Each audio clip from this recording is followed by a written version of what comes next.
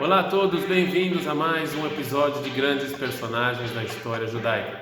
Hoje a gente vai falar sobre uma figura muito famosa que tem a ver com a época de Hanukkah que a gente está aí e um momento na história pouco conhecido que aconteceu 2 dias atrás, no dia 21 de Kislev. Quem era esse personagem a gente vai falar daqui a pouco. Antes de entrar nele, a gente vai falar um pouco do contexto histórico em que ele viveu e o problema que ele teve que lidar. Quando o rei assírio, lá no século 8 antes da Era Comum, pegou as 10 tribos que estavam no norte, tirou elas do norte, espalhou elas, no lugar onde elas viviam, ele trouxe povos de outros lugares. Um desses lugares se chamava Kuta, e essas pessoas que ficaram morando no norte foram conhecidos como Kutiim, e eles, inclusive, tentaram se converter para o judaísmo e faziam até algumas mitzvot, alguns preceitos eles faziam também, e eles viveram no norte. O tempo passou, eles foram vivendo em Israel, na parte norte. Em 1586, Nabucodonosor vem e destrói o templo, como a gente sabe, leva todos os judeus para o exílio. E o que acontece com essas pessoas que estão no norte? Eles agora acham que eles são o dono da terra, eles estão aqui há mais tempo, então eles se sentem os verdadeiros judeus e os verdadeiros donos da terra de Israel. Pois bem, o tempo vai passando, os judeus podem regressar para Israel. Um dos líderes que regressa se chama Ezra, o escriba. Eles regressam, começam a construção do segundo templo, e aí, no século 4 antes da Era Comum, nasce o nosso personagem, Shimon HaTzadik, ou Shimon, o Justo, e ele é Cohen, e ele é aluno de Ezra, e ele acaba virando uma figura importantíssima. E não só ele é Cohen, como ele acaba virando Cohen, um sumo sacerdote, o Cohen Agadol no templo. Ele é retratado como realmente uma pessoa justíssima. Ele fazia muitas coisas, era muito inteligente. Uma das coisas que ele falou, e que ficou famosíssimo, muita gente conhece esse dito, está escrito em Pirkei Avot, no livro A Ética dos Pais, sobre 3 coisas o mundo se sustenta: sobre a Torá, sobre a Avodá, o trabalho no templo, e sobre Gemilut Hassadim, sobre a bondade. Ele realmente era uma pessoa muito tzadik, muito justa e muito famosa, era o líder do povo judeu. E naquela época quem reinava aqui era o Império Persa, e os judeus tinham uma certa liberdade, e Shimon, o justo, ele era o sumo sacerdote, ele tinha liberdade para comandar o povo da melhor maneira que ele achava. Só para vocês terem uma ideia, quando ele faleceu, a Gemara lista várias coisas que deixaram de acontecer no templo. Uma dessas coisas era que existia um sinal na época do templo que Deus perdoou os pecados do povo judeu depois de Yom Kippur. Depois que Shimon, o justo, faleceu, o povo judeu nunca mais recebeu esse sinal. Ele realmente era uma pessoa justa e ele tinha muitos problemas com os Kutiim. Lembram deles que a gente falou no início do vídeo? Então, eles faziam muitos problemas, muitas dores de cabeça, porque eles achavam que eles eram donos da terra de Israel, eles achavam que eles mandavam aqui. Então Shimon, o justo, realmente tinha muitos problemas com ele. Enquanto isso, em outro lugar, bem longe dali, no fatídico ano de menos 336, faleceu o rei Filipe. E depois de muitas brigas, quem assumiu o lugar dele foi Alexandre o Grande. E Alexandre o Grande teve um professor muito famoso chamado Aristóteles, que ensinou a ele a cultura grega, a cultura helenista. E parte da ideia de Alexandre o Grande, que morreu muito jovem, aliás, era conquistar, criar um império, que foi o início do Império Grego, e levar a cultura helenista, a cultura grega, para todos os lugares do império. Foi isso que o professor dele ensinou a ele, foi isso que Aristóteles pediu para ele, ensinou para ele.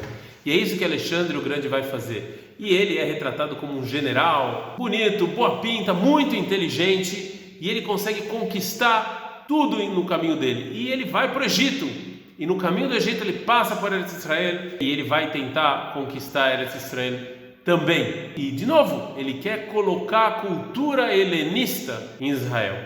E agora vem uma pergunta muito forte que Shimon, o justo, líder do povo judeu, vai ter que responder. Ele tem 2 opções. Uma opção é tentar guerrear contra a cultura helenista, contra Alexandre o Grande. Provavelmente ele ia perder, já que ele era um grande general, mas ele ia deixar claro que ele era contra essa cultura. Mas, por outro lado, ele ia se arriscar ou tentar fazer um acordo com Alexandre o Grande. Mas o problema disso é que quando você faz um pacto com Alexandre o Grande, a cultura helenista, a idolatria, aquela cultura materialista anti-Torá ia entrar em Israel forte. E a Gemara nos conta o encontro entre Shimon o Justo e Alexandre o Grande. Shimon o Justo, antes de encontrar Alexandre o Grande, se veste com as roupas do sumo sacerdote. Ele sai ao encontro de Alexandre o Grande. E aí, as pessoas que estavam vendo isso falaram: olha só, Alexandre, esse aqui está vindo para cima de você e tal. E antes de atacar Shimon o Justo, Alexandre respondeu para os ajudantes dele assim: não ataquem, porque essa é a pessoa que eu sonho antes de ganhar minhas batalhas.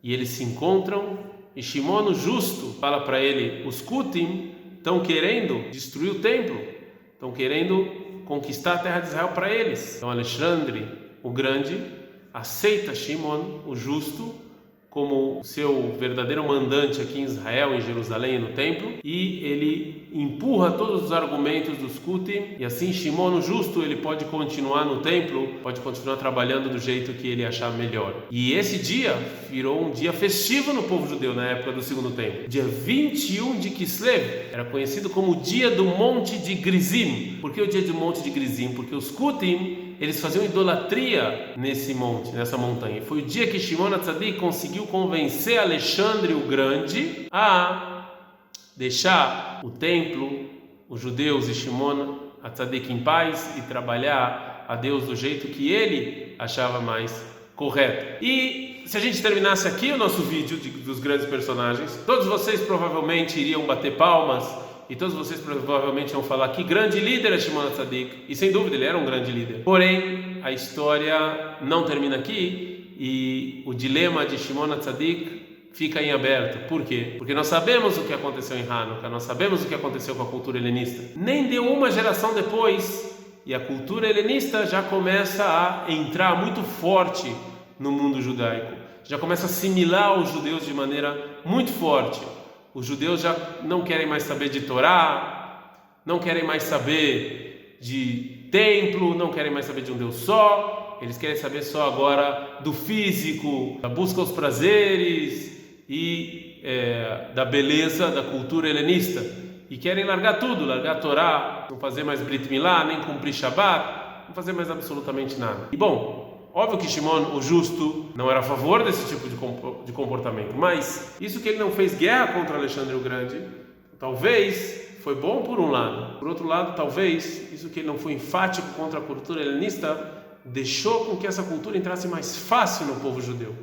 A gente já vê uma geração depois, os alunos de Shimon HaTzadik. Qual é o nome dele? Prestem atenção. O nome do aluno de Shimon o Justo é Antígonos. Isso mesmo, Antígonos. Óbvio que esse não é um nome judaico.